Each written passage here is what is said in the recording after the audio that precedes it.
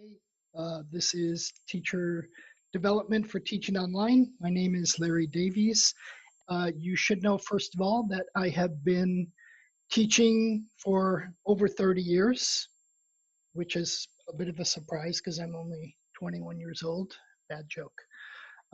And I have also been a teacher trainer and specialist in teacher development for the last 15 years or so. And especially I've been helping teachers to teach online for the last 15 years. So hopefully, oh, you all are putting that in the chat. If you can email me, that's okay. You can put your email address in the chat too. That's fine. I'll try to gather that together on the list. So I have been training teachers to teach online for about the past 15 years. I have lived and worked in about, I don't even know now, 4, 5, 6 different countries, including Japan, Saudi Arabia, the US, United Arab Emirates, where I am now. I was in Kenya a couple of years. I was in France for a very short time, Mexico for a very, very short time. So I have lived and worked and taught in lots of different contexts around the world. And I'm happy to see you today. You know, we're kind of in crazy times, so I thought it's important to give something back to the community, which is what I'm doing here. And again, if you have any questions during while I'm talking, you're welcome to type them into the Zoom chat. I do keep that open, and I will make sure to look at it from time to time. Like right now, everybody's popping in email addresses. And as you can see, a lot come from Italy, but we do have, well, we're going to find out right now. So let's jump into these slides. What you should know is I'm sharing my screen, which is what I call the participant screen. And this is what participants see in Nearpod. You don't have to look at the screen that I'm sharing. You should use the browser tab that opened for Nearpod so that you can respond to my questions. So I'm going to keep the sharing there mainly for the video and make sure that you respond inside of Nearpod. And right now I see 30 people are in the session, but I only see 26 people signed into Nearpod. So for the 4 of you who are not in yet, I'm just going to paste in that information one last time into the chat. You can click onto the first link that should take you into these slides. If for some reason you have technical problems, just type in nearpod.com and put in that 5-digit code, which is OPCIY. It doesn't have to be all caps. It's not cap sensitive in Nearpod. Okay, so with that said, I'm going to first just get a little bit of demographic information. You'll have 45 seconds. This is a quick poll to answer this poll. And the poll is very simple. The question is, where are you in the world? And I have lots of different choices, of course. North America, South America, Europe, Mideast, North African countries, Sub-Saharan Africa, Western Central Asia, East Asia, or Australia, Oceania. And I think maybe we don't have anybody from there. I was expecting 1 or 2, but maybe they didn't show up.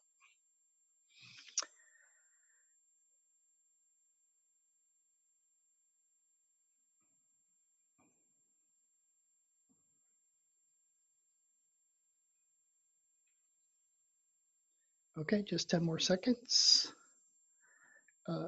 Make sure you answer and then click, I should have demoed this.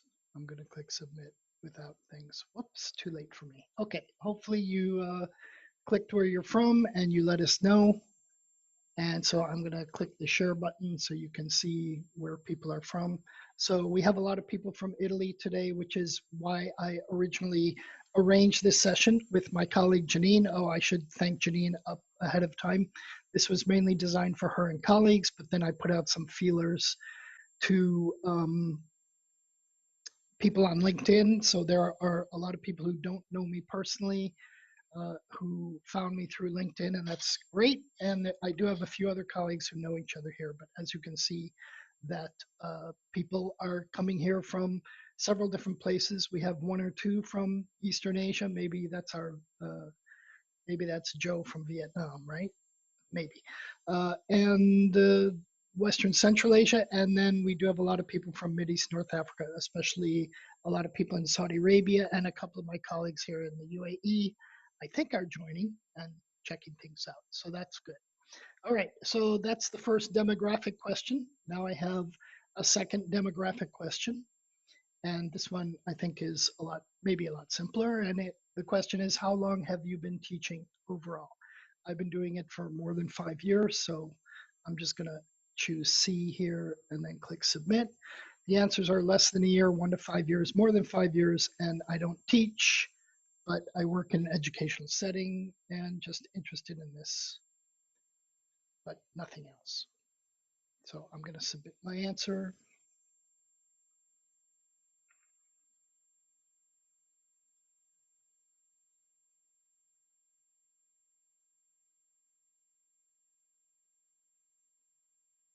Just 10 more seconds. Hey, everybody answered the same so far. Interesting. All right. So everybody who answered has been teaching for more than 5 years. Everybody who answered. That's pretty interesting. I guess I should have divided it further. That's okay. Now, one last important poll question. And again, you have 45 seconds for this one. I want you to assess yourself as an online teacher. So you might have been teaching a long time, but think of yourself as an online teacher. So how would you assess yourself? Would you say, I'm an expert, I own it, I could do this session just as well as you, Larry. I'm a practitioner, I can mostly do it by myself, sometimes get stuck. I'm an apprentice starting to understand, but I still need a lot of help. Or I'm a novice, I'm new to online teaching, but I still need help. New to online teaching, don't understand much. You have about 20 seconds. And I still have some people texting me who want to join. And hopefully they'll join, we'll see.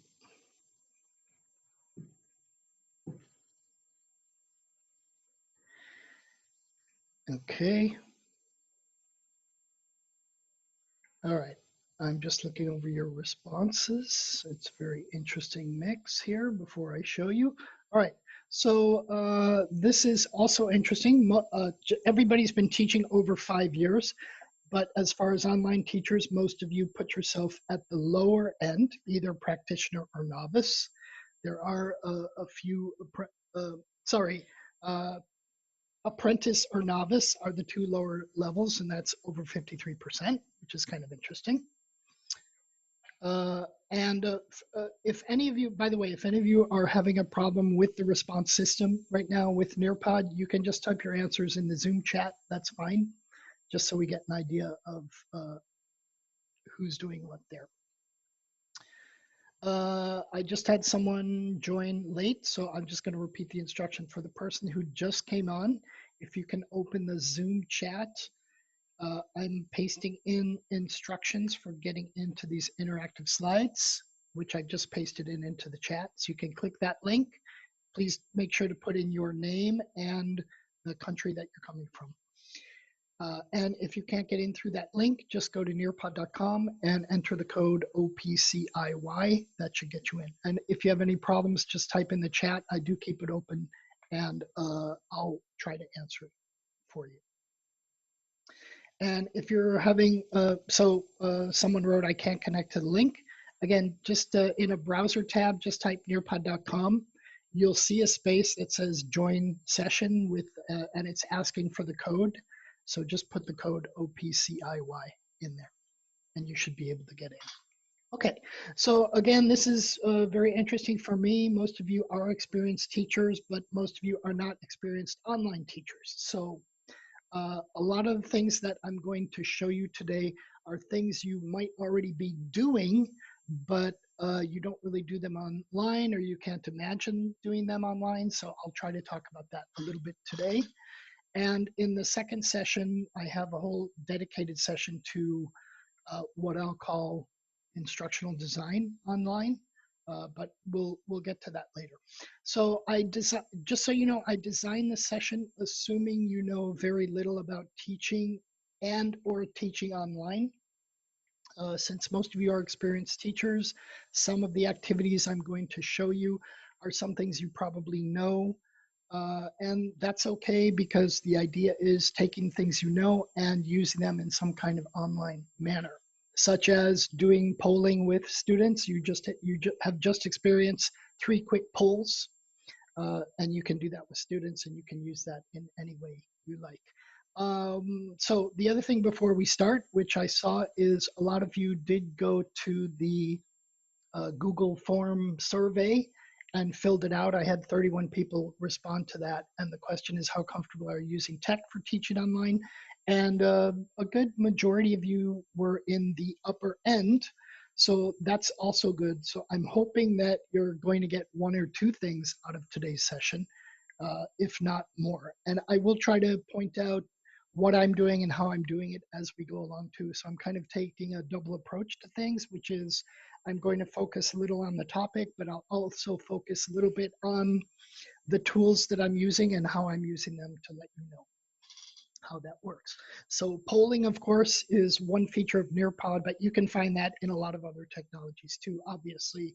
I just happen, one reason that I'm picking Nearpod today is because it's very easy to learn.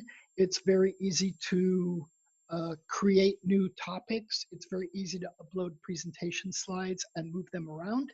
And it's very easy to add interactions to them. The learning curve for editing or designing things in Nearpod is very low. So it's a quick and easy solution for those of you who are running into this field.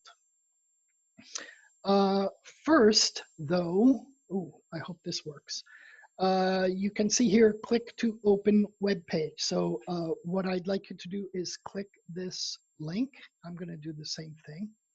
And this opens an article that you don't have to read now, but I want you to definitely read this.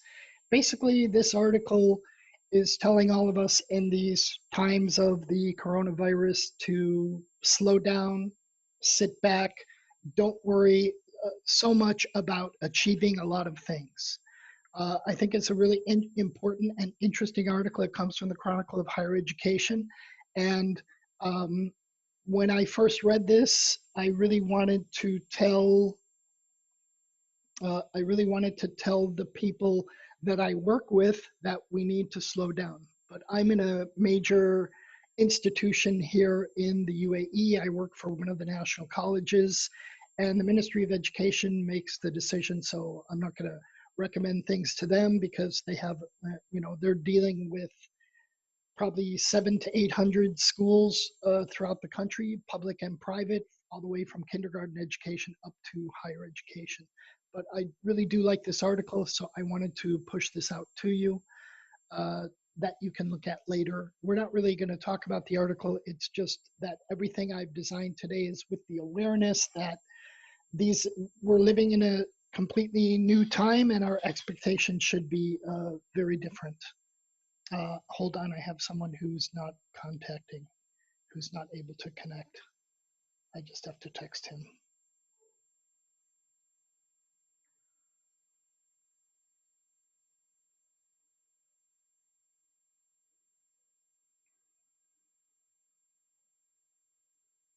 Okay. He's not able to connect, but I don't have a solution for him right now. Okay, that's the first article. And I have one more article if you click this one. And I like the title of this one. And even though I'm going to show you a bunch of stuff today, I also agree with this article to some extent. Please do a bad job of putting your courses online. So I would say have a read of this, look at the arguments here. And again, this is about we're in a new time. Let's not rush to try to get back to normal. This is a good time to pause and think about redoing things and how we do things. Yeah, thank you, John, for pasting that article in there. Let me do the same thing in the chat. I usually do that. Okay, so there's the other article also in the chat. And again, these two articles for me are kind of the background of everything I'm going to do today, although I'm not going to discuss or do those articles. They're mainly there for you to read and think about and discuss with your colleagues. Okay, all right. There was one other thing that another colleague shared with me. Okay, I'm having someone ask me many questions on my phone and I can't answer. So I found my colleague shared this graphic, and I think also this is a good thing to think about as we're working on transitioning to teaching online, that we can either take the approach of fear or learning or growth.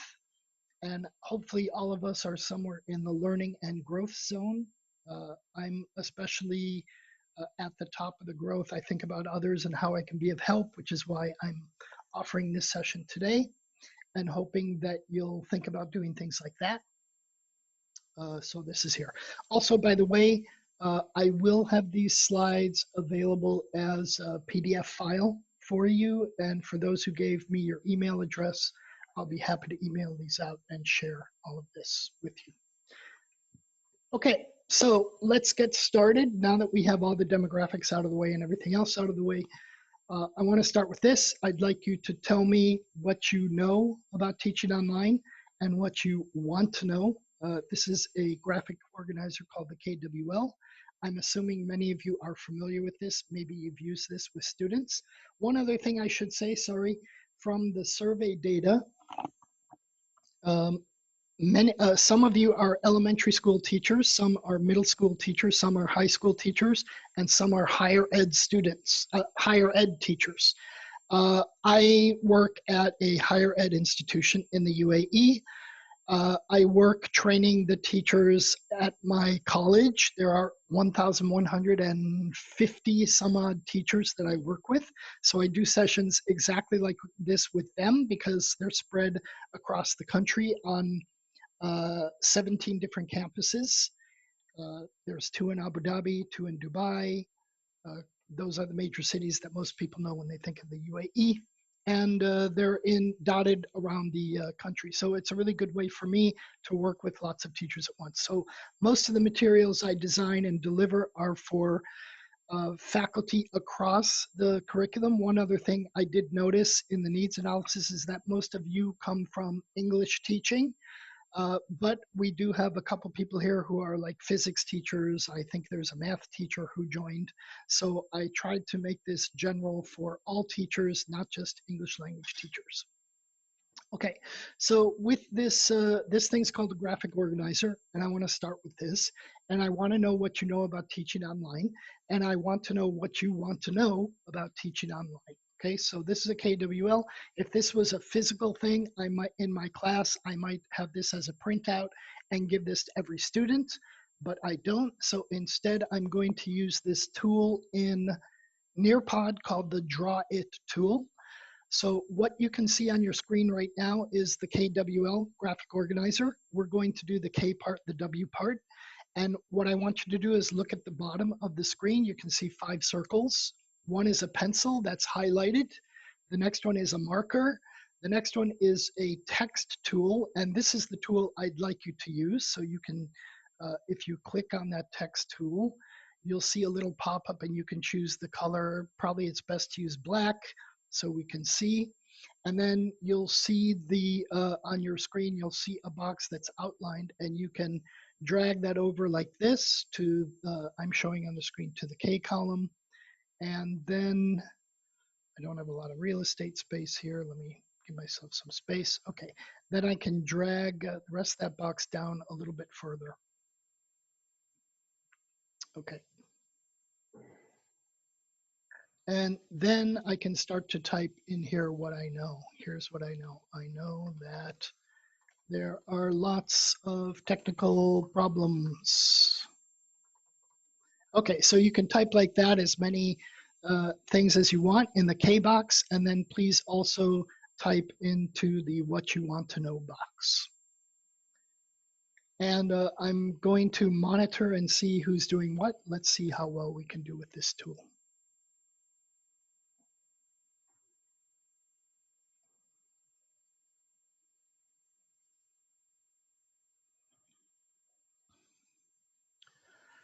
Okay, and what I can see right now is most of you understand the tool and you've started to use it.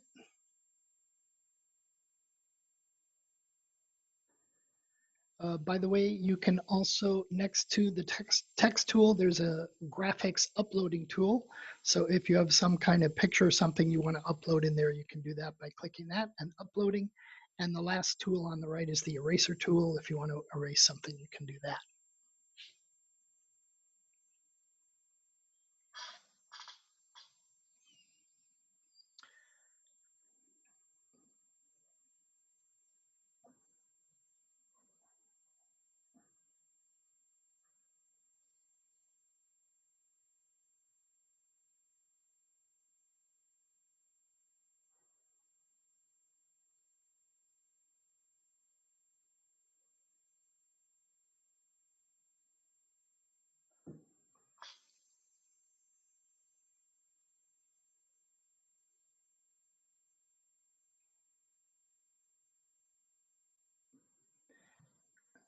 Okay.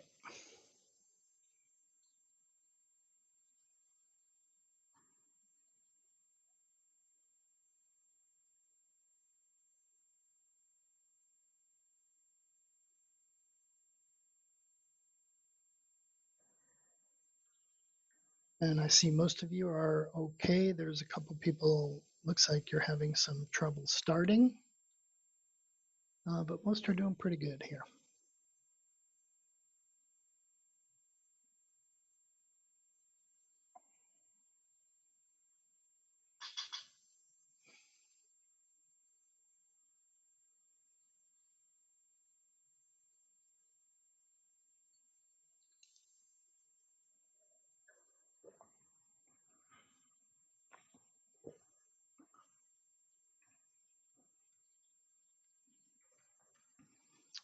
Rafaela, if you can make your letters bigger, that might help. For those who aren't able to use the tool, again, just use the chat. You can type K and you can type in your answers, and W and you can type in your answers. That's good. And again, let me point out this is one thing, because I see a lot of people are saying, well, what do you do if there are technical problems? So again, we have 2 or 3 people having technical problems. The first thing I usually say to people having technical problems is refresh your browser tab. That usually fixes things.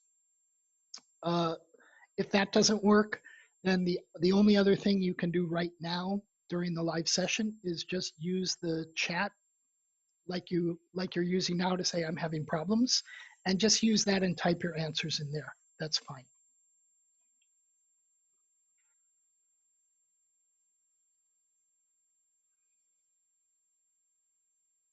What I would say is you don't need to worry about Zoom. Someone says either I'm in Zoom or I follow the interactive slides.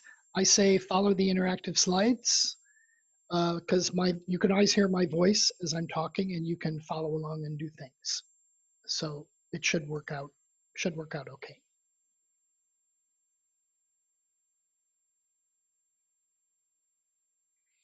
So for those who cannot use this, just again type your answers into the Zoom chat.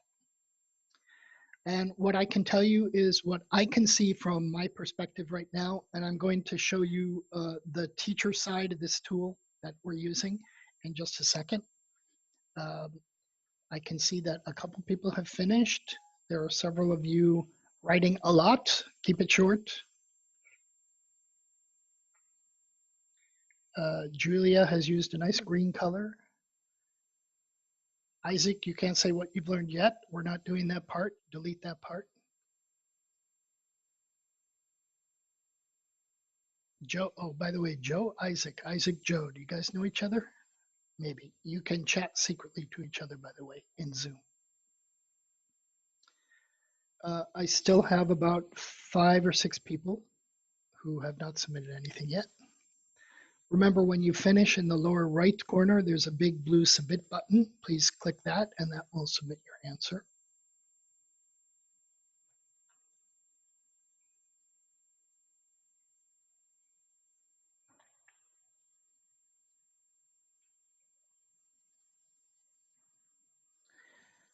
Some people are still writing, so I will wait. Don't forget the want to know part.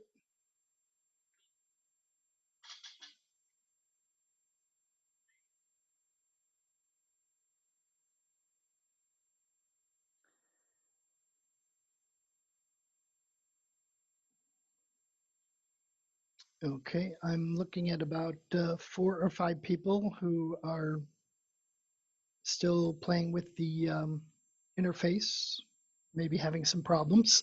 And again, if you use something like Nearpod, I get this all the time with the faculty I work with. I have done sessions with faculty of up to 150 people, and I'll ask them to do an activity like this, and 5 to 10% usually have some kind of technology problem. Of course, if we're doing the session live like this right now, I can't really help to troubleshoot 1 or 2 problems. So this is something, if you decide to use technology, I would say rule 1 of using technology is dependably undependable. So always be, and with experience, you'll know what to tell people if they're having problems, but sometimes you're just not able to solve a problem immediately. And what I usually say to my teachers after they've refreshed browsers or whatever, and they can't get in, I'll usually say to them, okay, just answer in the chat for today. And afterwards, please go to the IT tech support person, let them know that you had a problem and see if you can solve it. So again, it's not going to be perfect. A couple of you already are having problems today. You probably continue to have problems. There could be a number of reasons. It could be the internet connection. It could be some kind of software incompatibility with either the browser you're using or some of the add-ons you have in the browser and the tool that's being used. There could be a whole bunch of things. So sorry about that. There's not a lot I can do about that except to tell you that expect to have these problems. With experience, you'll be able to solve some of them, but some things will always be a little bit unsolvable. Okay, so I just want to go through a couple of people's answers, if that's okay. And I think I'm going to, let's see where I can start. Oh, actually, I'm going to, I wanted to start with Janine, because I'm going to pick on Janine here. So here's what Janine wrote. She says what she knows is it opens up opportunities for students to interact with each other, the teacher and the content in ways that are interesting, not just lecturing into the screen. And sometimes there are tech problems. Sounds right. And how can I give students more interactive opportunities and more variety and more seamlessly? So in the want to know part, hopefully a lot of what I'm doing today is going to answer that particular question in giving people more opportunities and a variety of opportunities. Now, because there's over 30 of you responding here, I can't show everyone's response, but what I want to say is another feature of Nearpod, and the reason I like to use Nearpod is all of your responses are recorded and in a report. And at the end of the session, I'm able to download that report. And as the teacher, I can keep that information to myself, or I can share that report out to everybody so that you can read each other's things, or I can choose which parts I want to be able to share. Nearpod also makes it that some of the pages you create are up on the internet permanently so that you can see what other people have posted to certain things. And we will have that experience shortly too. Okay, here's someone else who said, I used to build courses in Italian language literature at Australian National University, and then I came back and started teaching English and literature at high school. And the main tools for organizing courses are still textbooks, and we all use LIM, like maybe library information tools of some kind, videos and audio recordings. Okay, and want to know, nothing was put in there. This person also wrote in the L column, so let's ignore that. But here's an important point. It's not a replica of traditional teaching in the classroom. It can be synchronous, which is what we're doing now, or it can be, oh, okay, thank you, limited interactive whiteboard. It can be synchronous or asynchronous. It can be frustrating for teachers and students who are not familiar with some technology, and it's challenging as far as scaffolding and assessment. Another good point to make is that uh, I I personally am extremely good at using technology and extremely fluent in it. But I can't say that about a lot of the faculty I work with. And you might be very fluent in using the technology, but you probably can't say that for a lot of the students you're working with. And you can't always assume that either. And we're in a really interesting age because we now need to know a lot more about what our students' situations are at home. There are some people who probably don't have Wi-Fi or have to share it with several people, or there might only be one computer or two in the house that they're sharing out with a house with a lot of kids in it or a lot of students. So we need to be aware of these issues and how we design our courses and how much flexibility we have with our students these days, especially when we're going online. And excuse me, I want to learn more about how to scaffold distance teaching and assessment, and I want to know more about how to keep good relationships with students teaching online. I will talk a little today about assessment, and this afternoon session, I will show you some ways about doing some scaffolding type activities with, I'll talk about that later, but I will try to address something like that. And let me just share one more. I'm just reading through some of your responses now. Okay, let me share this one. I know some platforms I work with: Edmodo, Kahoot, Socrative, Edpuzzle, Quizlet, and Google Tools. And I would like to know better how to use tools for assessment. I can tell you that at my college, I kind of fell into the role of becoming the assessment expert, which kind of scares me a little because I don't really come from assessment. But now that I've been doing it 3.5 years, I'm the go-to guy for assessment, and I have put together several um, content sessions on different ways to assess and different ways to check that your summative assessments especially are valid and reliable. So these are conversations we can have after this session, because again, I'm willing to develop more content later on as necessary and pull a lot of stuff from content I've already developed to help all of you a little bit to ease that transition into online teaching. And I'm also going to show you a lot of resources at the end of today that I think are good starting points for answering questions like this. Okay, so again, there are 32 of you using Nearpod. I'm not going to go through 32 responses, but I do want to share my screen with you now. And again, the screen you can see that I'm sharing is the participant screen. It's the screen that all of you can see. Now I want to switch over, and I'm going to stop sharing here for a second, and I'm going to switch over to my teacher screen, the teacher control panel. So hopefully you can see this. So what you're seeing here now, so we've done this activity, the KWL. You can do this in lots of different ways. I'm doing this simply to show you the KWL. I'm keeping it very teacher centered because I'm the one deciding what's going on and putting stuff out. This particular tool gives more power to the teacher. But as you can see, as I scroll down, I can see what everybody's written. And then I can pick someone. So I'll pick on Isaac here because I know him. And then I can decide, okay, I'm going to share what he wrote with everybody else.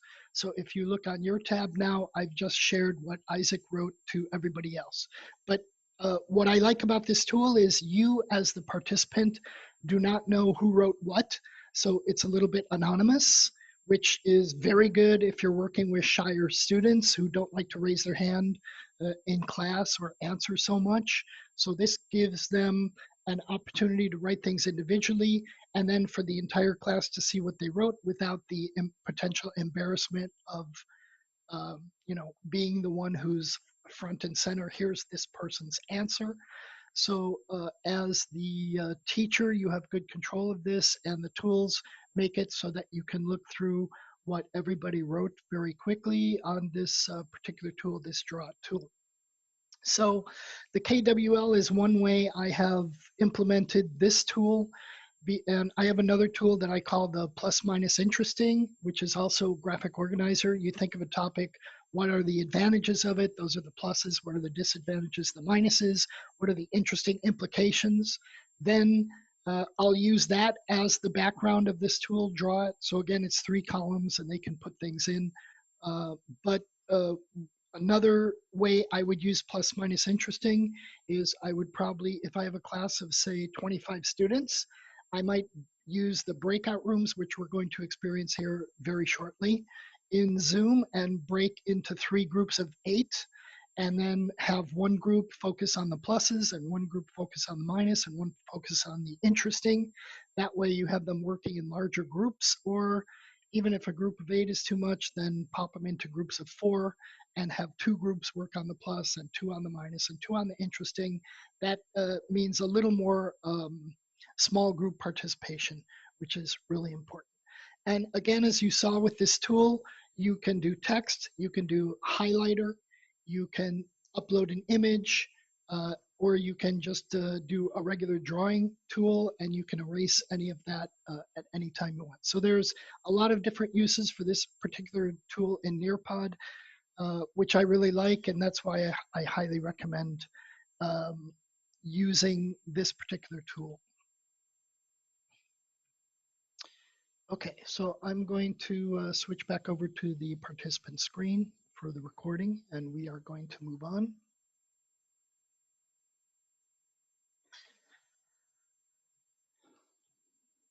Okay. Just a little bit more lecture from me, and then we're going to have our main interaction of this particular session.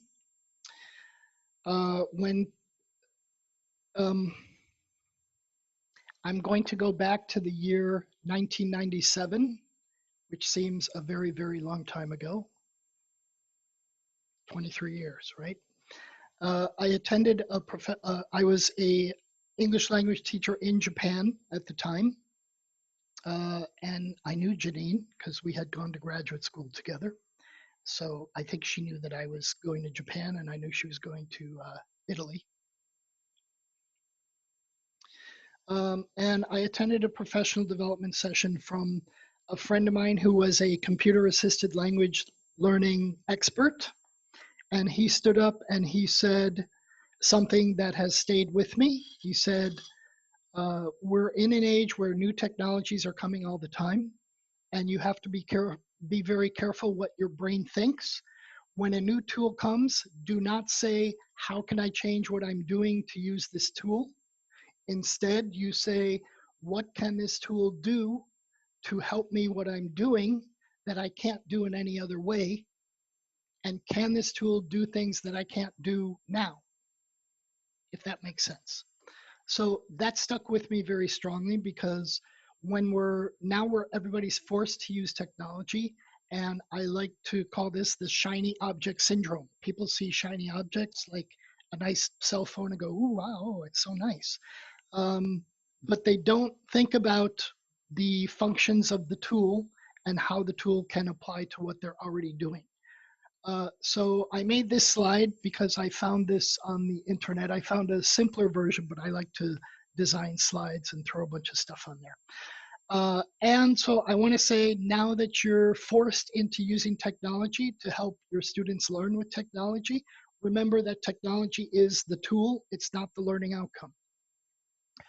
You don't want to start with technology. You don't want to start with Twitter or Blackboard or Google Meet. Someone asked me in private, will you talk about Meet from Google? No, I don't use Google Meet, but if you do, I do want to talk to you. I know several of you are using Google Meet, and in the UAE, if I can use it, I do want to experiment and try and maybe put some things together about that later. But if you do e-portfolios or showing people how to make the Adobe suite of products so they can make posters, or maybe you use Kahoot or Quizlet or Edmodo or Wordle or Prezi or Padlet or Nearpod or Animoto, or you use library resources with your students.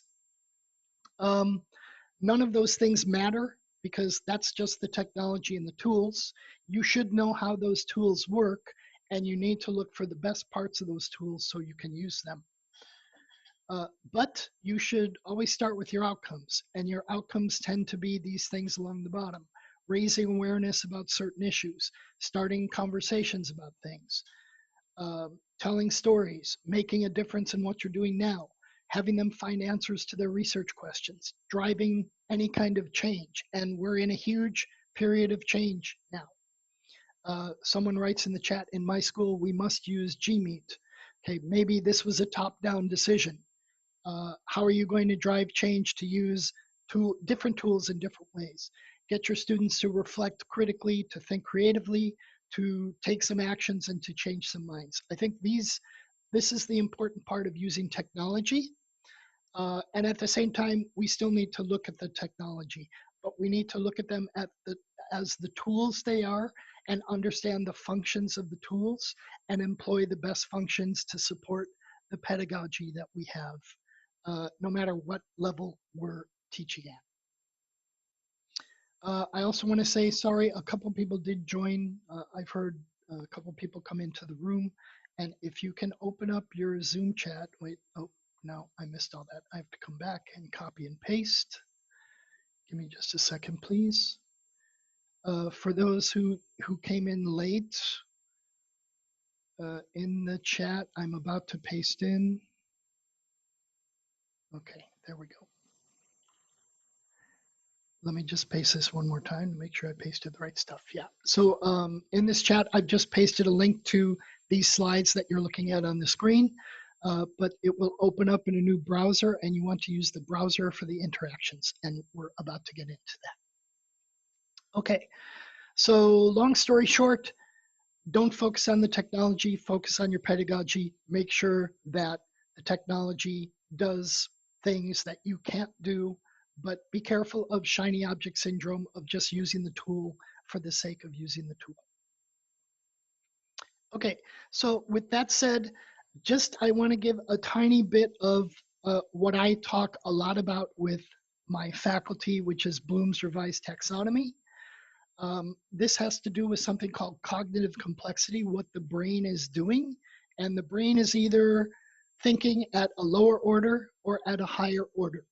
And the simplest explanation is, for those of you who might know Bloom's, you might have seen it as a pyramid shape with create at the top. I'm using a different rendering of the revised taxonomy version from 2001. Most of you might also have seen nouns instead of verbs, but I want to explain this very quickly. There are 6 levels in Bloom's, and remember and understand, which are the 2 lowest levels, are what we call lower order thinking skills. And remember is retrieving relevant knowledge from long-term memory, and understanding is constructing meaning from instructional messages, including oral messages, written messages, and graphic communication. Those 2 are basically understood as the lowest of lower order thinking. And then the top 4 are usually higher order thinking, and apply is carrying out or using a procedure in a given situation.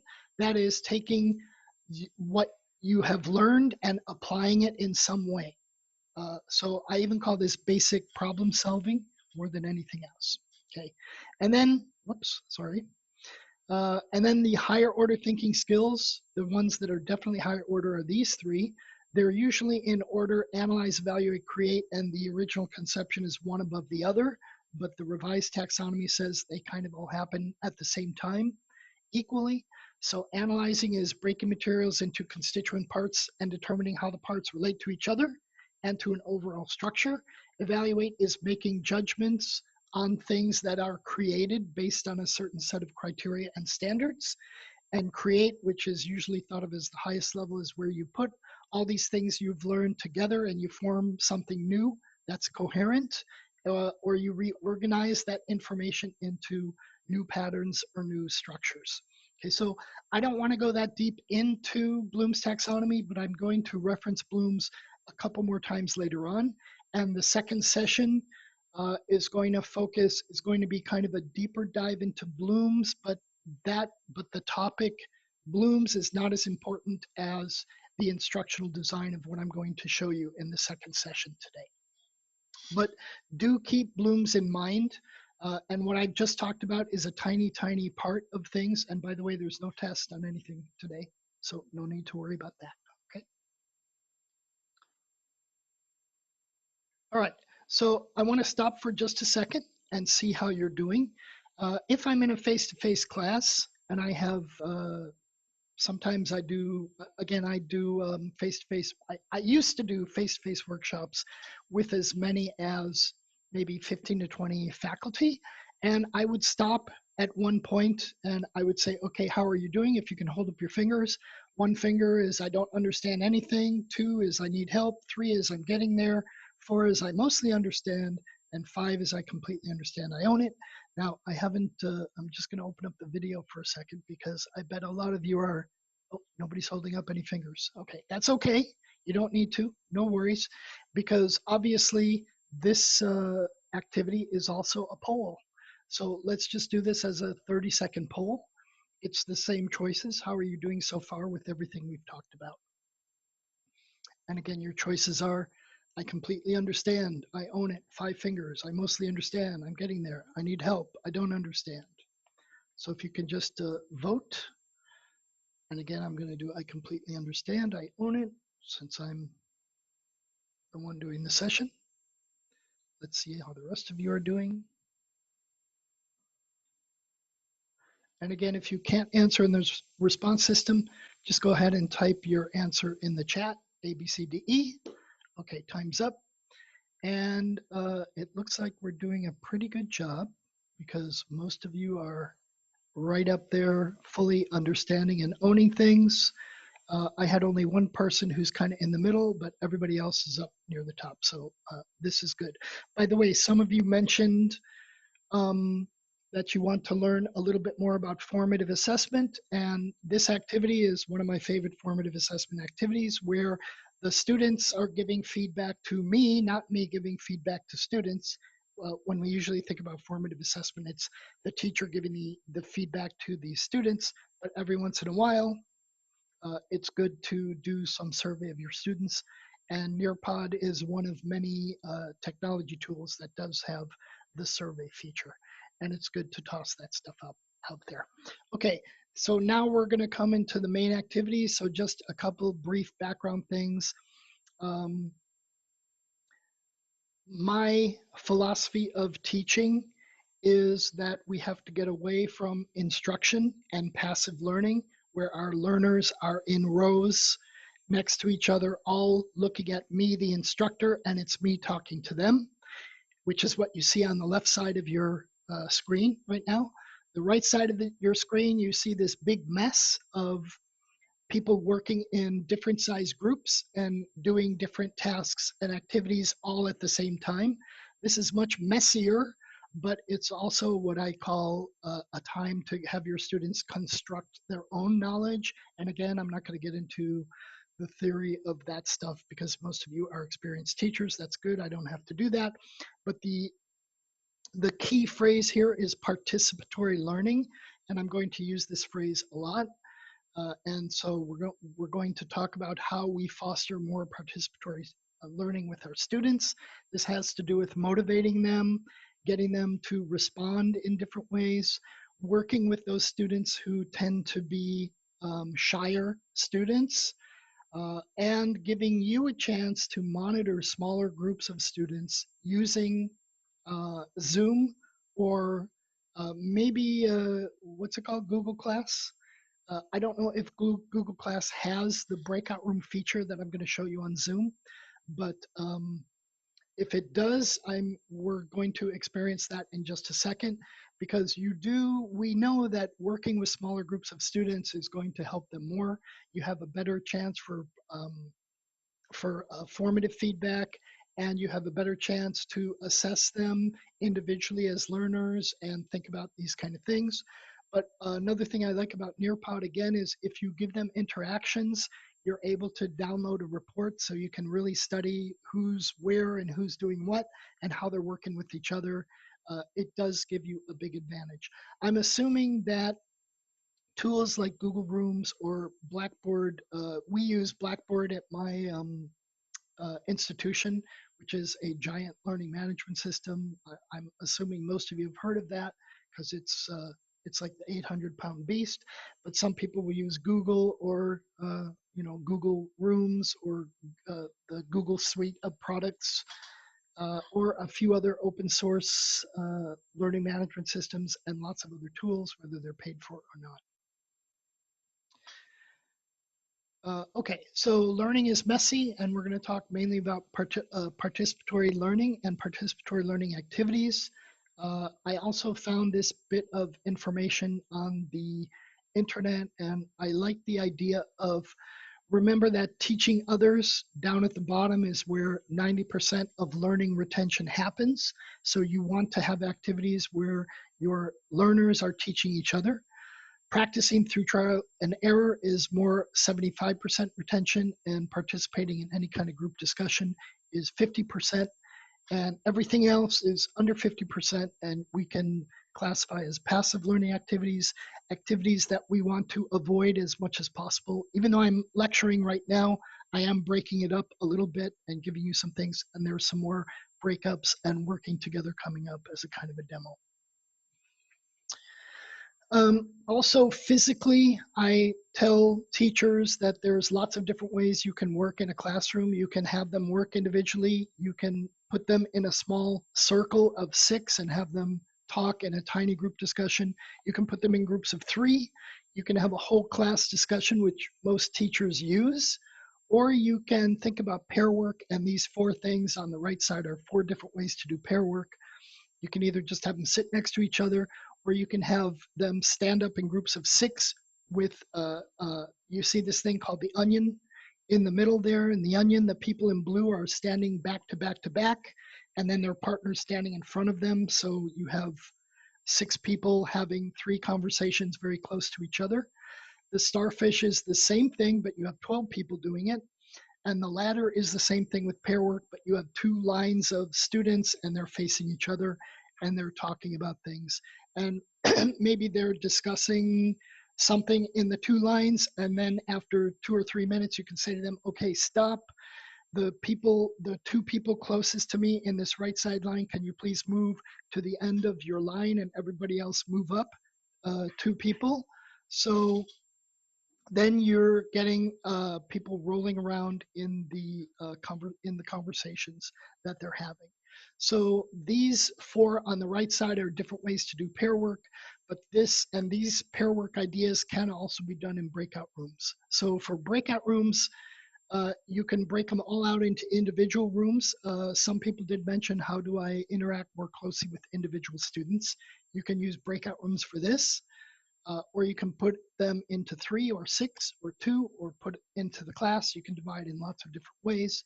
If you use mathematics and you have 24 students, you can use the breakout rooms to put 1 person per room, 2 people per room, 3, 6, 8, 3, 4, 6, 8, 16. I got that wrong, didn't I? Anyway, so you can break them into smaller groups in lots of different ways with 24. Sorry for my bad mathematics. So the conceptualizing groups online is not that hard, and the breakout rooms really help with that. And by the way, I have all these little dots here because when we look at some of the activities I'm talking about, you'll see some of these. These are suggested configurations that I have on the slides coming up.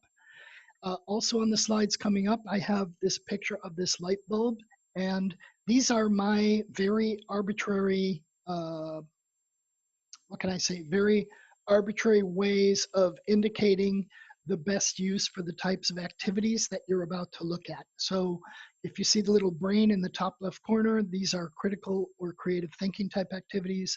If you see the conversation bubbles in the lower left corner, these are small group conversation type activities. If you see the little exit sign in the top right area, I think this is the universal exit sign for most. these are what I call end of class or exit activities. And then the little clock means time limited activities. So you're about to look together at a whole bunch of slides. So you'll see this light bulb and the suggested type activities for that. And what we're going to do is, I'm going to take a drink first. Okay, excuse me. What we're going to do is something called a virtual gallery walk. And on this slide, the little circles are people, and they're kind of walking around a gallery. I should let you know that about sometime before all the craziness started, earlier at the beginning of this year, I think it was last November, December, I was working with some of our library teachers, again, across the campuses. I had about 15 teachers. Sorry, they're not teachers, they were librarians, and they needed some activities to do online with other faculty or with some of the students to show them some of the library technology tools. So I did this activity with them called the gallery walk, where I made a bunch of posters of the slides you're about to see. I printed them out on A3 size paper. They were quite big, and I laminated all of them. And then each of them went up on the wall around the classroom we were working in. And then I asked them to stand up, walk around and look at all the different items. They had some sticky notes like this, and they could write some notes on the sticky notes and put it on the item that they were looking at, whether they thought it looked interesting, etc. So they were able to walk around and really take some deep assessment of all these different activities. So we're going to do the same exact thing. You're going to see how many did I choose? I think I chose about 9 different items of participatory learning activities that you can do with students online in breakout rooms. So I want you to look at these items, and I'm about to divide you into groups. Right now I see 33 people. So hopefully this is going to work nice. I'll put you into 11 group. Oh no, sorry, Janine, you're also going to be a host. So you're not going to be in a group. You're going to help me walk around. I'll probably put you into maybe groups of 4, maybe 9 or 10 groups is probably good. My math is really bad right now. And what I want you to do is look through a series of 8 to 10 slides that I have that are activities, and I'd like you to just look at 2 or 3 and discuss them in your group and see how, brainstorm some ideas about how you might use these in a breakout room, if possible. And actually, they're all possible, sorry, because we need to do all of these online. Okay, so here's what we're going to do. I have the next 3 pages. I'll talk through these, and then we'll get the activity started, and we'll see how we do. And we don't have a lot of time, but I'll probably run a little past 2:30 today. Sorry, right now I have 2:10, shows me that I have about 20 minutes left. I might run about 10 minutes over if that's okay. I think everybody maybe is okay with that. So what I'm going to ask you to do is pick one of these activities. Most of these are what I would call formative assessment activities, but you can just look at them. But I imagine how you will do this with your online instruction and describe what the activity might look like and what will the learners do and what will you use and how do you know it will be successful. And sorry, I didn't update this one. HCT is my college. But think about which tech tool you might use in order to do the activity with what you're going to see. Obviously, I actually did 2 gallery walks with my teachers. We're only going to do this one time. Okay, so what I have here is the gallery of slides, and you are able to download this. This is another thing that Nearpod can do. This is a PDF file, and if you put your mouse to the top of the screen, you'll see a big black band come down, and the name of the file is always Icon Original. I usually, when I upload it, it always changes it to Icon Original. So there's no control over the name of the PDF once you've uploaded it into Nearpod. but the download icon is there on the right side next to the printer. I guess you can see the printer icon. Then to the left, there's a down pointing arrow and an underline. So you can, if you click that, you should be able to save that right on your desktop.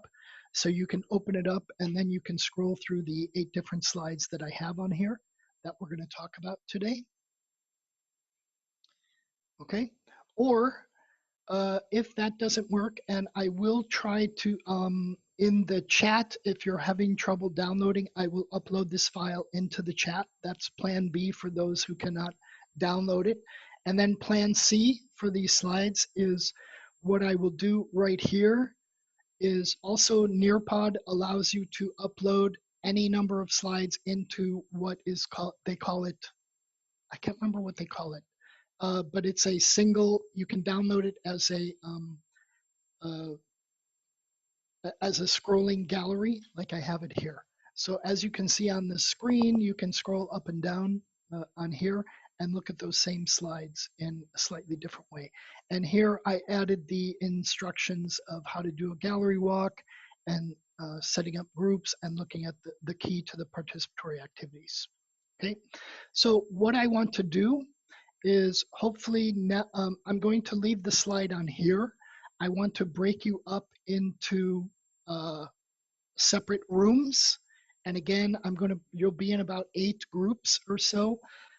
This tool, the breakout room tool, separates you randomly. So I'm not going to play any favorites. I'm just going to pop it out there and whoever goes into whatever room is good. Let me do that right now. But don't click and join yet. So I'm configuring the breakout rooms. Again, we have 4 to 5 participants. All right. I'm going to do 9 rooms, and that means 3 to 4 participants per room. Hang on, before I do that too, I want to make sure I need to upload this document into the Zoom chat if I can. Oh, I'm not able to today. I wonder why. Sorry about that. Usually I'm able to upload documents in the chat. Well, let me just give it a try before I break you into rooms. Okay. Here's the PDF gallery. Oh, okay. It's not going to work for me today. All right. Well, sorry about that. What I suggest is once you're in your rooms and you're talking about these 8 or 9 slides and you're picking 1 or 2 to discuss, which looks to be good for online activities. And a couple of these you'll recognize because I've already done these with you. One of you, if you can, share your screen and share the gallery. And yes, tech is dependably undependable. I usually have a way to upload the slides. I don't have it today. I don't know why. Okay, so I'm creating the rooms. Okay, 4, 4, 4, 4, 4, 4, 3, 3, 3. All right. I'm just checking now the different configurations. Oh, okay, I can move you all automatically. That's good. You probably can't see this on your screen.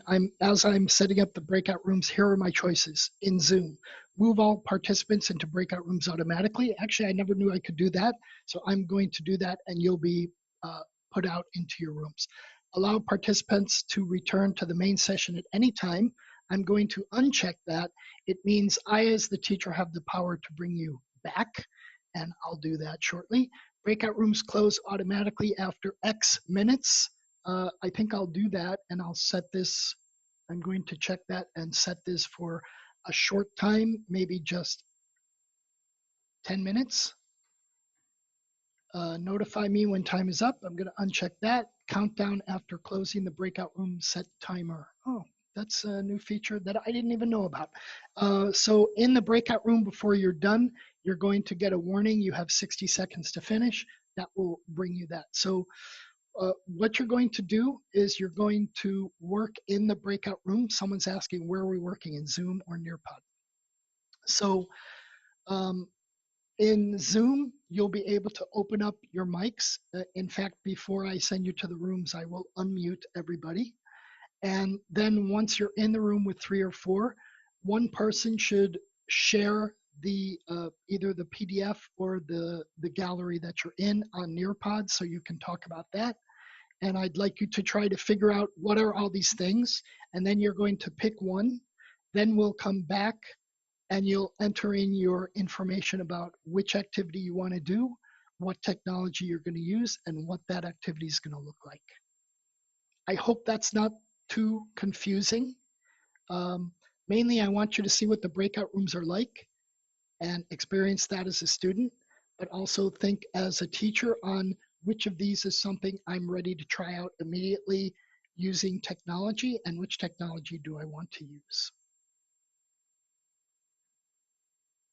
Okay, and the other thing that's going to happen is Janine and I, because we are hosts, we are going to be circulating around the rooms. We're going to be popping in and out. I will put you in the room. It's coming automatically in just a second. Okay. So Janine, you're ready, right? And we're just going to float around these rooms and just see how you're doing. We're not going to participate. We're just going to kind of observe things. Oh, Janine, you got put into room 7. All right. I'm just going to make a last minute adjustment here.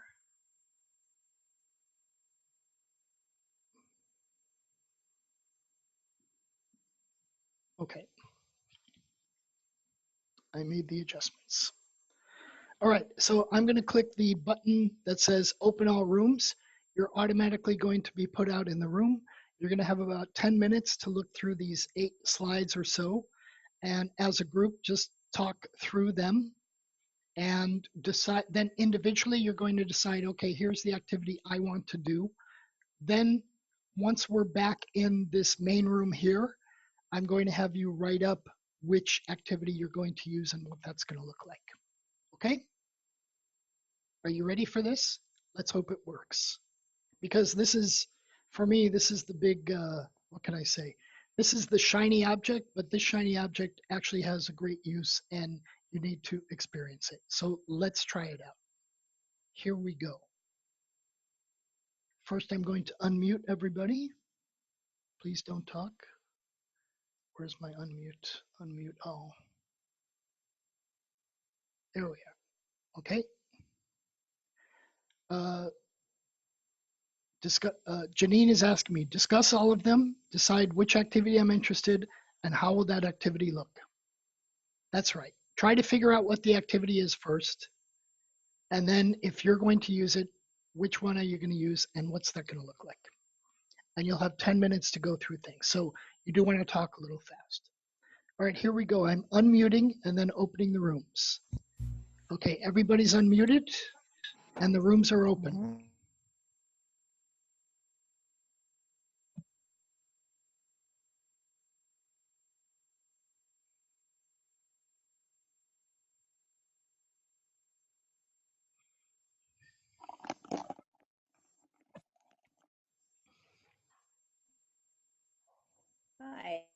Hi.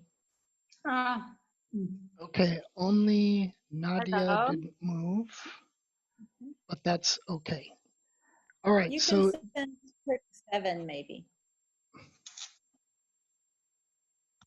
Nadia didn't get in there. Okay, there she goes, I think.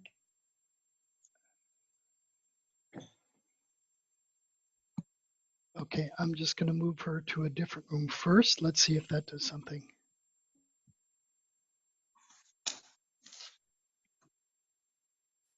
Okay, so this also happens. Nadia, you're not being moved for whatever reason. Again, technology being dependably undependable. Yay.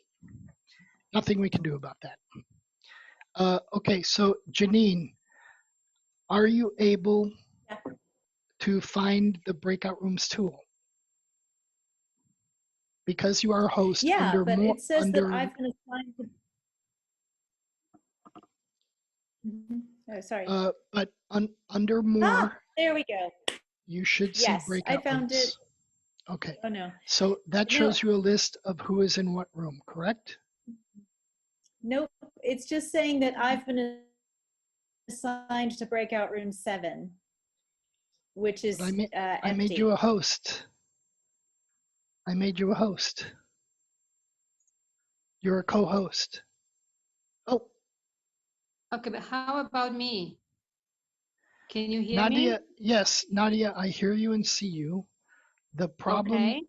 problem with you is you're having a technology glitch and you're not it's not moving you to a room. So again, you're kind of stuck with nothing to do. So the only thing I say at this point is you should also do the activity, but you're just doing it by yourself. Because I already tried moving you to a different room, and so it's Okay. hard to say why it's not working for you. But this does happen. I've seen this happen Okay. before. So Okay. Could it be because I'm trying just to see better? I've opened both my computer and my mobile, or it's that's irrelevant. I can't tell you. I have no idea. Okay, I would, right. if you have two things open, I think what I would do at this point is leave the Zoom session and come back, and I'll try to put you in a different room. Okay, I've got a question before you do that. Okay. Okay. I didn't quite get if you sort of organize the groups through Zoom or through Nearpod. Yeah, Zoom. I'm using Zoom. I'm using the breakout Okay. rooms tool in Zoom. Okay. Okay. Right. So now I'm supposed to leave this chat and go back to Nearpod. Yeah, you can just look at the slides and decide which of these activities seems to be Okay. something that you can use with your students now. Okay. Right. Thank you. Okay. And Janine, you are. Yeah.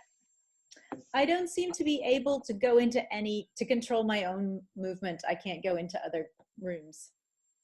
Well, you're a co-host. If I make you a host, I thought that co-hosts are able to go around. Maybe not. Maybe That's only what I I can thought go too. around. I'm very interested in being All right. able to go around. But it just Well, says my options are rename and add profile picture. okay. That's all. Okay. Okay. I guess I have to explore co-host because I thought it meant the same. The only thing I can do is make you a host, but then I lose my hosting privileges. Yeah, I think it's So better for you to stay.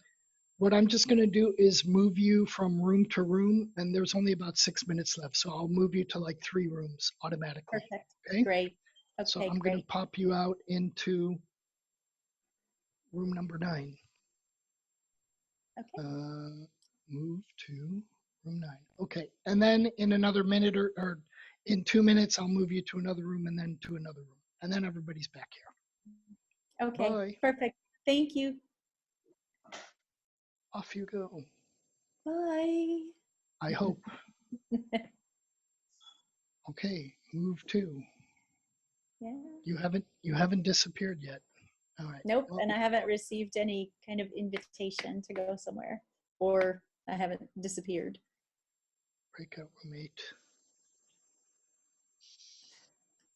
Okay. Okay. That's another new interesting thing.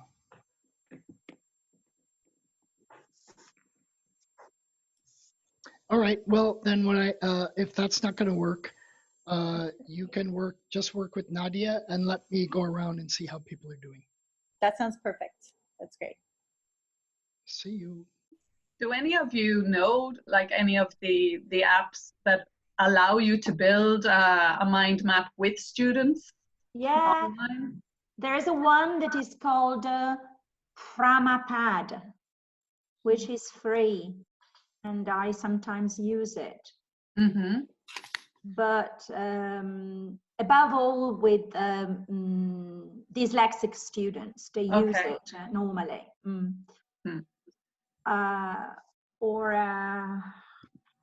Yeah, but we work on Meet platform, and in Meet platform we can't form groups and split up. Only in Okay. Zoom it works. So Yeah, there's no breakout rooms on no, Meet. there's no breakout room in the Meet. So maybe they are going to update it because they are updating all the systems these days. So because I haven't. this breakout room tool for this is the Zoom tool. This is a Zoom Yes. breakout room. Yeah. So I'm surprised that Google doesn't have it, because Google's usually There, good. I'm sure. Yeah, you're right. Yeah, So that's probably something they're going to work on, because I'm sure. Yeah. I know that in Blackboard, which we have, they have something called Collaborate Ultra inside of Yeah. Blackboard that has breakout rooms. But then we also use Zoom, and this is the best tool for this. It is So the best. anyway. It is much better than Is me. it sure that in Google G Suite there isn't such a No, there it is sure? no way. No way. They are probably going to update it. I'm not sure. Did you talk through all the activities? No. No. Okay, you got about 2 minutes. You got about 2 minutes. We don't have access to the slides. We are stuck on one slide. You I don't can't know. scroll up and down? No. I can scroll them for you. But Okay. Okay. There you go. Ritengo che la gamification is somewhat difficult to use depending on the place you are and on the kind of students you have. So for example, weaker students might get games as a sort of hard way to test themselves and seeing other students or mates getting a good result. Molto bravi, competenti. Allora, hi. Hi. Can we just ask you exactly? We have to think about what kind of task we need to carry out. Just one. Look through the slides. Decide. Make sure you understand them. Then Right. each of you chooses one that you want to use. Okay. Also, there's only 1 minute left. Okay. That's okay. There's always never time to do this. No panic. You have about 1 minute. Thank you. Thank you very much. When we are in the subgroups, we can still use the chat feature or not. I'm trying to, but no, I cannot find it anywhere. Okay, just curious, because I see it now. We chat who received the chat. Okay. Or the small group, or I think we are about to go back to the. Yes, there's about 15 seconds left. Oh my Yes, goodness. And you're gonna get Oh my popped back. goodness. That's okay. I know Italian teachers are very chatty. okay. So we had wanted to have a similar experience as the students. Instead of doing the task, exactly talk the about same. something else. Exactly Okay, the you same. have, If we talk about 60 our own seconds business, but then the teacher comes in and we were talking about this particular slide. I Yeah. lost it. Where is it? I lost What it. is this slide? No, the slide actually that we are working on was different group. Exactly. You would maybe redistribute them in a different way. Okay. It's always interesting to do breakout rooms, because there's the first thing that people overcome is the technical problems of, we're all in the same, we're all in a different room now. Which tools can we use here? So that's fine. Everything's good, Okay. because there's been enough confusion created, which I think is a good thing, because then that will make people look, well, I really need to get in here and figure out this tool a little bit more. We cannot hear you very well. Hello. Hello. Hello. Hi, everybody. Okay, I'm going to remute. Yeah. Otherwise it gets a little Hi, crazy. Janine. Hi, Janine. Hey, everybody. Hi. Hi, everybody. Okay. Everybody got their hi Janines in before I muted everybody out. Okay, so the time is 2:30. There's a lot more going on. I think the best thing to do, if it's okay with you, I don't know how strict you want to be with time. Maybe I'm thinking the best thing is we can stop here and come back and start up right from here. Janine, I'm going to let you think about this, because I guess, because most people are your people here. what do you think? Should we continue a little bit more or stop and come back? Or, oh, by the way, you're muted. Let me unmute you. I don't know. It's hard for me to get a feel. I'm not seeing them, so maybe could we do a quick poll? I cannot. Let me see. Good. This is a good question. And now you're asking me to do something on the fly, which I'm going to do. Oh, they don't have poll. They only have true false. All right. Well, I'm going to make this. I'm ready to extend for 30 minutes. True or false? Share. Share. Share. Where's this Yeah, coming that's up? fine. We can continue.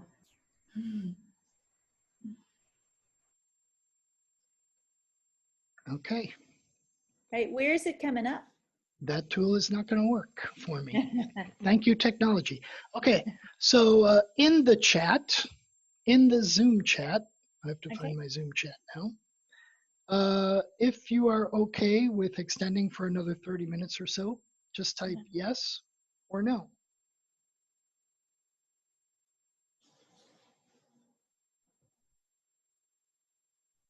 Okay, we do have mixed groups.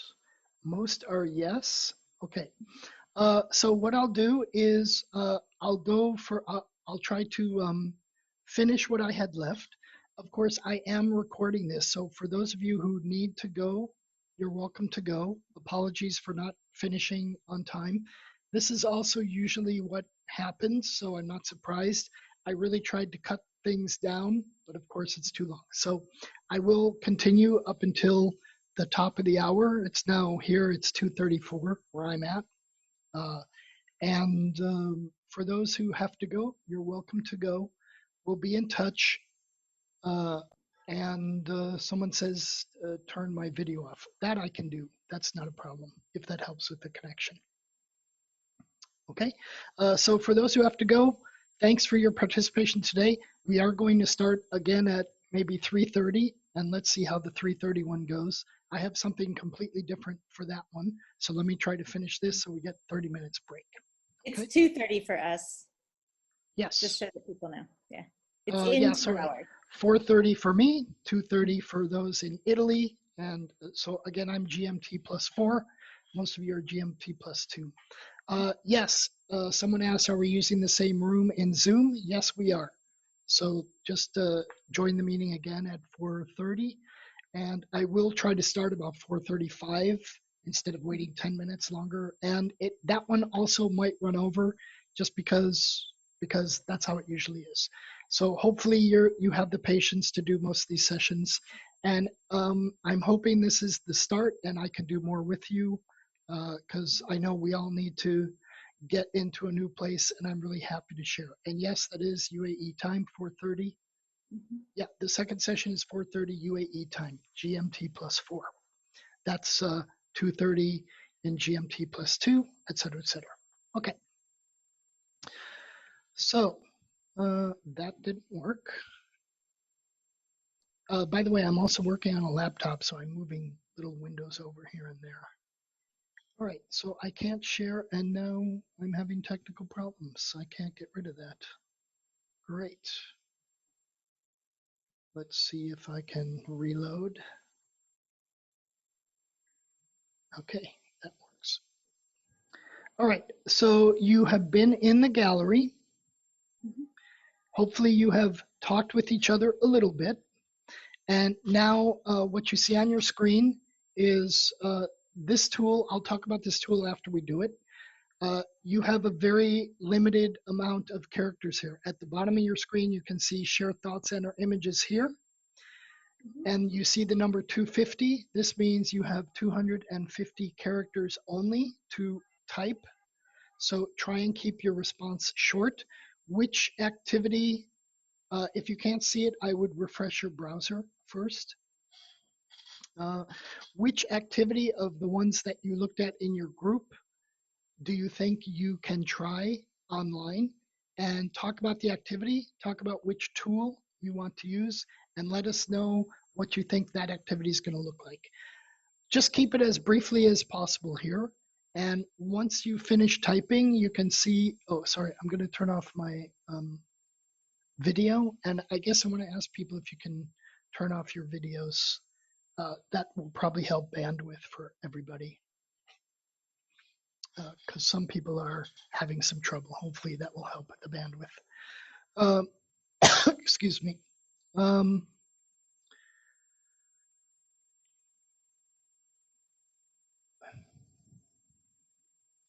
Sorry, yeah, I need to reshare. Give me just a second. Again, I'm moving windows around here. At work, I have two screens.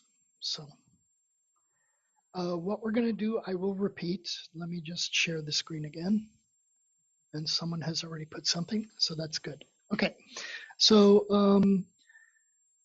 hopefully you can see this on your screen now.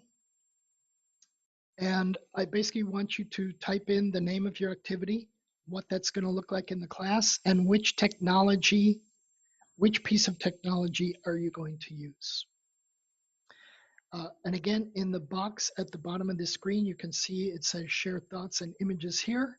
You can see the number 250. You can see a little blue square, which we're not going to use. And then when you start typing, that big post button lights up.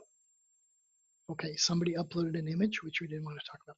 So once you put that in, click the post button, and that will post your response here. Okay, and I'm going to give you about 3 minutes or so to do this. I have 39 minutes after, so I'm going to wait about 3 minutes. And I'm also going to turn off my mic while you do this, because I'll be right back.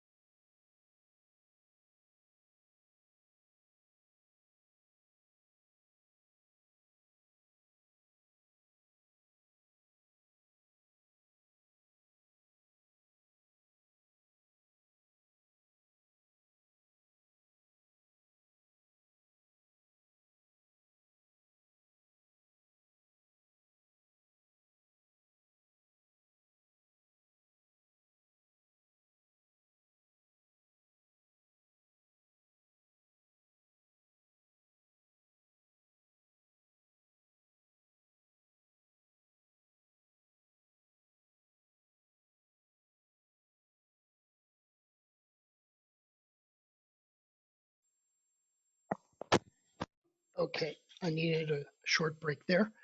A couple of people say you can't write. And again, what I'll say is please just enter into the Zoom chat, because what I can do is I can copy that and I can paste it on here so that it comes up. And I will also say to everybody, as you've seen, there's always lots of technical problems. These are mostly unavoidable, even with the best technology that you have out there.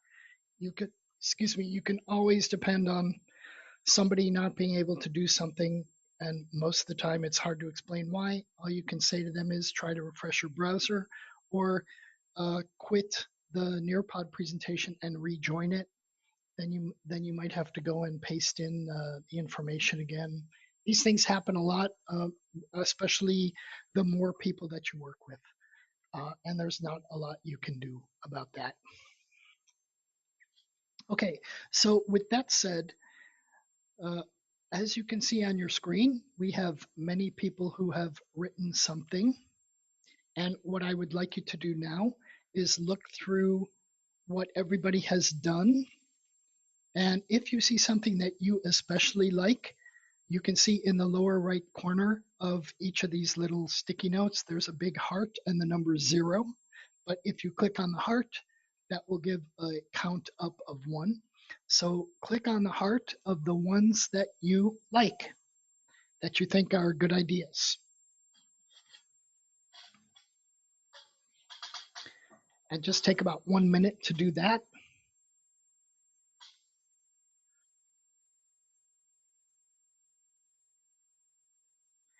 And then I'm going to show you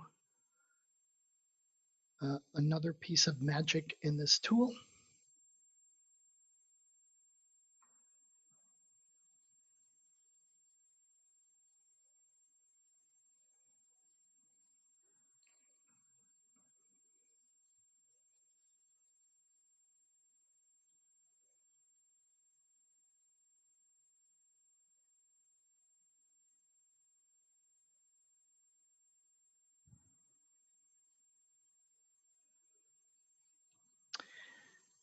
Okay, so now I'm going to, I see a few clicks. I see some 1s and 2s and some 3s, I guess.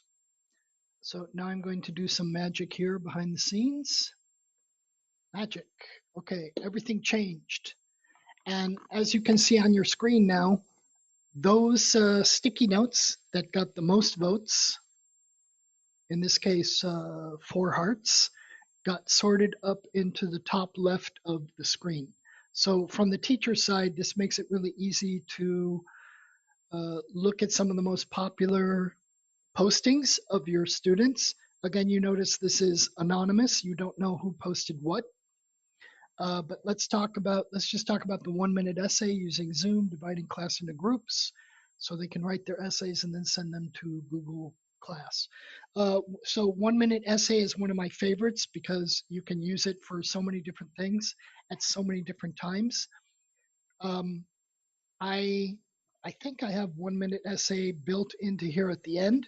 There is a tool in Nearpod called the open-ended question, and that's simply a tool where you can give them a prompt and you can set the timer on Nearpod for 1 minute, and they can write in the prompt and click post or submit. So you can do the 1-minute essay right here in Nearpod. And again, with the previous activity where I showed you where we did the KWL, where you're able to display 1 at a time, you are able to use that tool here too. So 1-minute essay in Nearpod is very easy to do, and I'm pretty sure it's easy to do in a lot of other things. But pedagogically speaking, it's a great tool because it really helps you to know where your students are at every time and what they've learned about the topic, etc. These kind of things.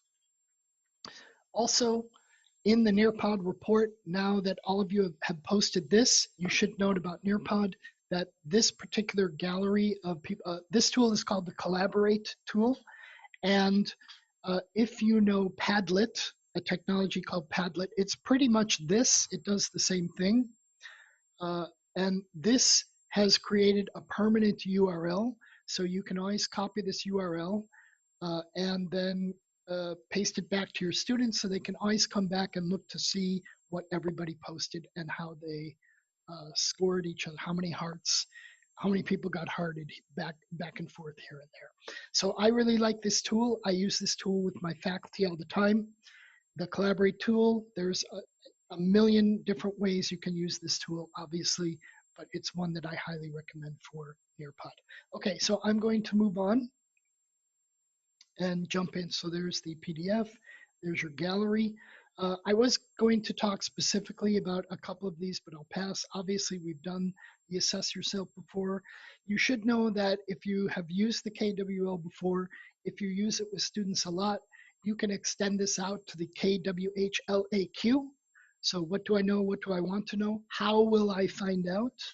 Then there's the what have I learned, and then what action will I take, and what further questions do I have? So once your students get used to learning how to use this particular activity to help them frame their learning and then reflect back on it, it's a really good way to extend learning. And again, Nearpod has lots of different ways that you can use this and extend this tool out. This is Think, Pair, Share, which I hope you know about. And if you don't, I would call this one of the top 10 activities. And I know this looks like a very busy slide, but you can see there are many ways you can start students thinking, such as think on your laptop or think using pen and paper. Even though you're working with technology with your students, they don't have to do everything on the computer. They could actually have a notebook where they write in and then maybe take a picture of that notebook and send it to you. Maybe they work better in that way. You can limit the time they think. Could be 30 seconds, a minute, could be 2 minutes, could be 5 minutes. It could be during the class time, it could be before class time, it could be after. So there's a lot of ways you can do that. And then when you break them into pairs, you might use the breakout rooms and use any of these ways to do it. Obviously, they can't walk across the room here, but they could be pairing to come to a consensus on something they have, or explaining their reasoning, or agree to disagree on something. There's a lot of ways you can use the pair, and then you put them out into the larger group where they share their ideas with each other. So I think that's a really great activity for that. So here's a demo of the tool. You're going to have 2 minutes. Yes, someone asked, can you tell us what we'll be doing in our next session? Yes, I'll tell you in a minute, but I want to give you 2 minutes here. Tell me your biggest takeaway from what we've done so far. Again, this is the open-ended question. So here you get a chance to write something very quickly. And I'll share 1 or 2 answers before we move on.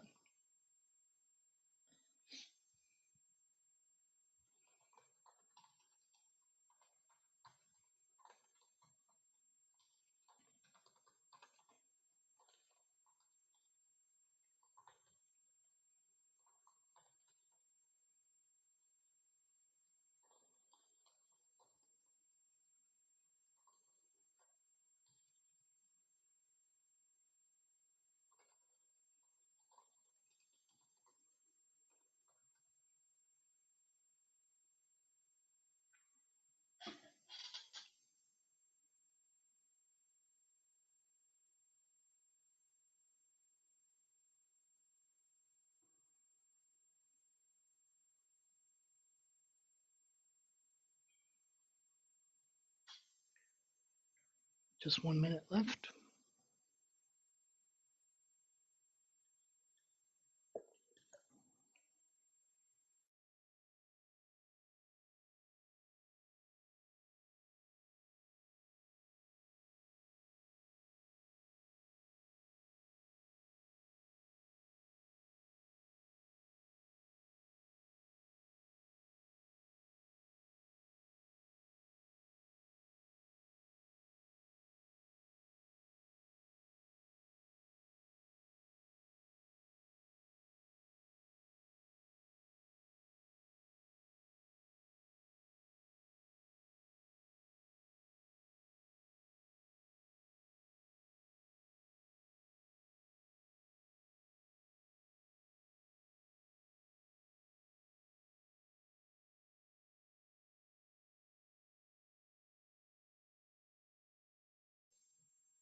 Okay. So this tool is called the open-ended question. And as you can see, it works very similar to a couple of tools, but I'm only sharing 1 answer at a time. So this person wrote text serves learning, not the other way around. There's lots of ways to build varieties. This person says that breakout rooms is an interesting tool for distant learning. I hope so, and I hope you think about using it in a lot. And just 1 more, Nearpod, I want to experiment. Shiny object, I hope not. It's not.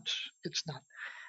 And hope to convey my vision through, and focusing it will be a good way to avoid Easter cleaning, which is coming up soon. Okay.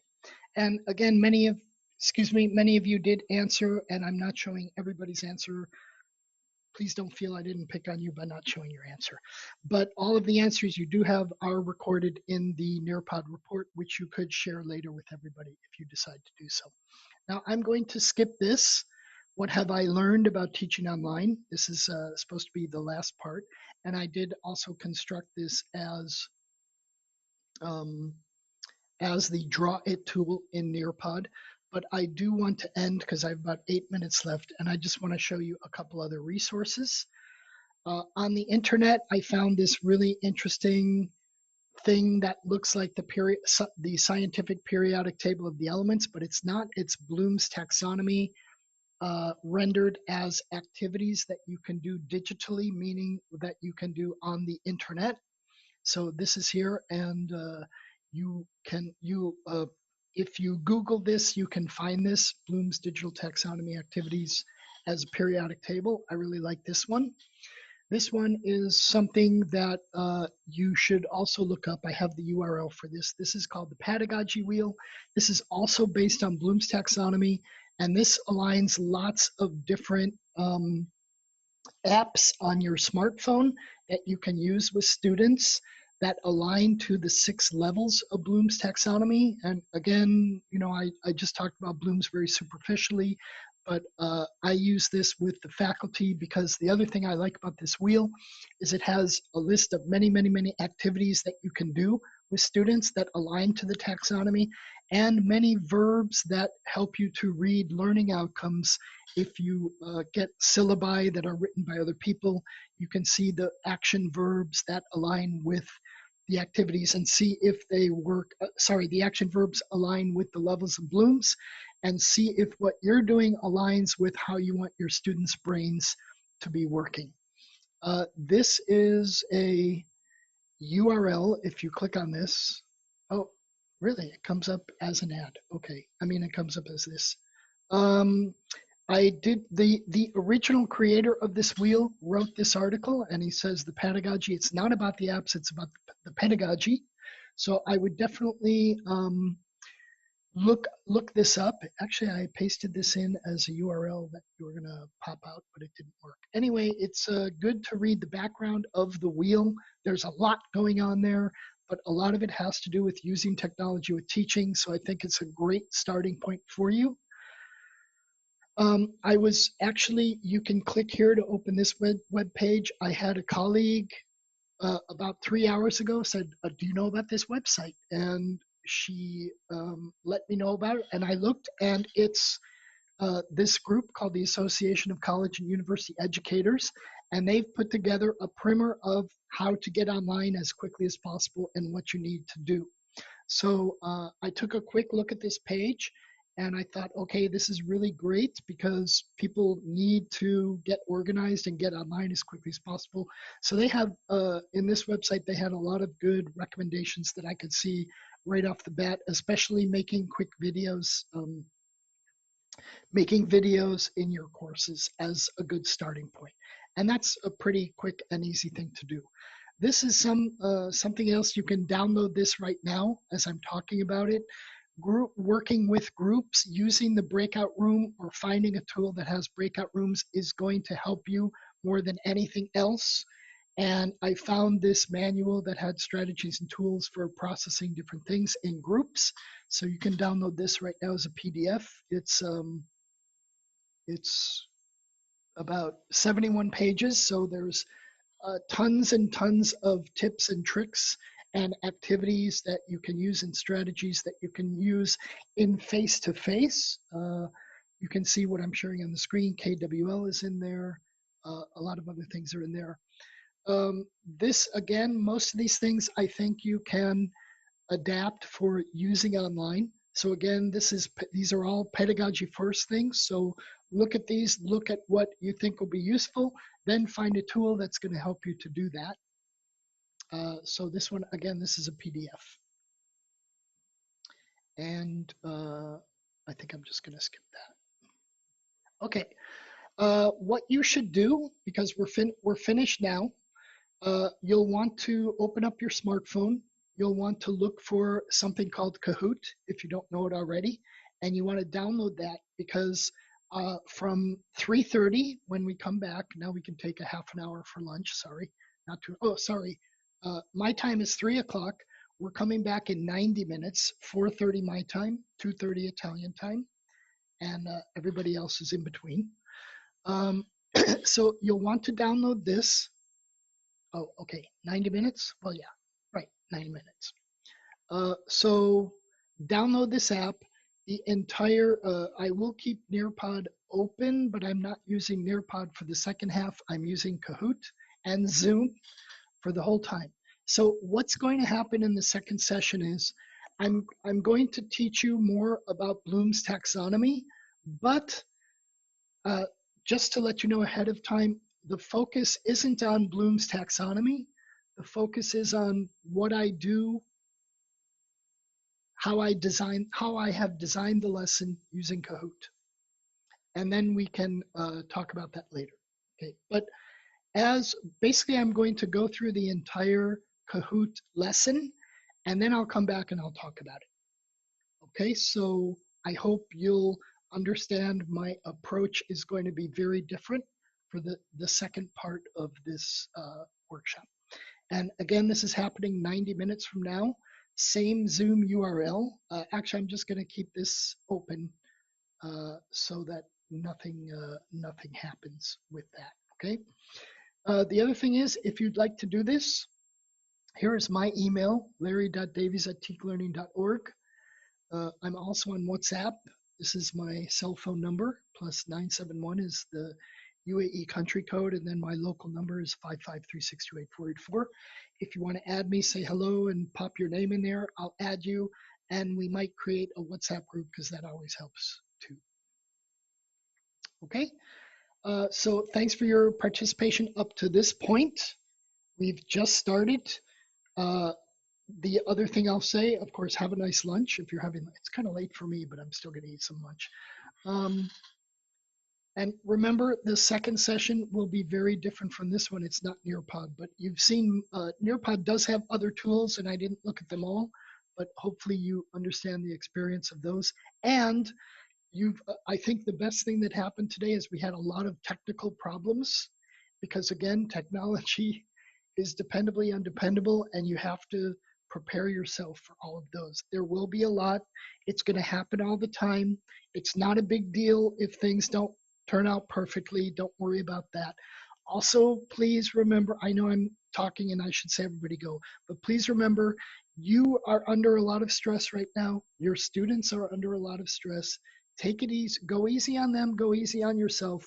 We have a long way to go before we get through this thing. We know Italy is having a very hard time. UAE has been fairly good, but I'm also from the US, so I'm watching what's happening in the US with a lot of pain. It's very painful too. So just remember that when you're working with your students, be good to them and be good to everybody that you know. And see you in 90 minutes.